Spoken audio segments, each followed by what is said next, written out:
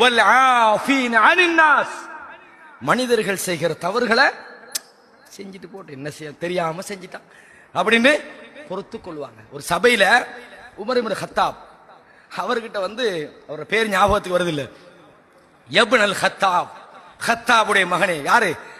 அமீருல் மூமினீனை பார்த்து அவர் சொல்றாரு, எங்களுக்கு இன்னும் நல்லா தரமாட்டேங்கிறீங்க, சரியா தெரியுங்கல்ல மாதிரி அவர் சொல்றாரு. உமர் இப்னு கத்தாப் எழும்ப போறாங்க. அப்படி ஒரு நபித்தோழர் சொன்னாங்க, அல்லாஹ் உங்களுக்கு குர்ஆன்ல சொல்ல தெரியாதா, ஃபாரில் அனில் ஜாஹிலின், மடையர்களை புறக்கணிச்சிருங்கன்னு அல்லாஹ் சொல்றான்.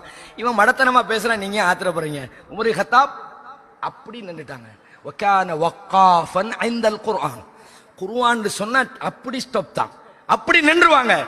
இந்த தன்மை நம்மகிட்ட வருதுண்டா, எவ்வளவுதான் நமக்கு அநீதி இழைக்கப்பட்டாலும் கூட, எவ்வளவுதான் நம் பக்கம் நியாயம் இருக்கிறது என்று நமக்கு தெரிந்தாலும் கூட, நம்முடைய கோபத்தை அடக்கி அங்கேயும் நம்ம நிதானமா நிக்கிறோம்டா, அந்த நிக்க வைக்கிறதுக்கு காரணம் தக்குவா தான். இல்லாட்டி நிக்க மாட்டீங்க. இருந்தா அல்லாஹ் கோவம்னா என்ன சொல்றான், கொஞ்சம் அடக்க சொல்றான். அது லைஸ ஷதீது பிஸ்ஸுர்ஆ, குத்து சண்டையில் ஒருவன் இன்னும் ஒருவனை வீழ்த்துகிறானே அவன் அல்ல வீரன். இன்னம ஷதீத் அல்லதி யம்லிகு நஃப்ஸஹு இன்தல் கதப், கோபம் வருகிற போது தன்னுடைய நஃப்ஸை எவன் கண்ட்ரோல் பண்றானோ அவன்தான் வீரன்.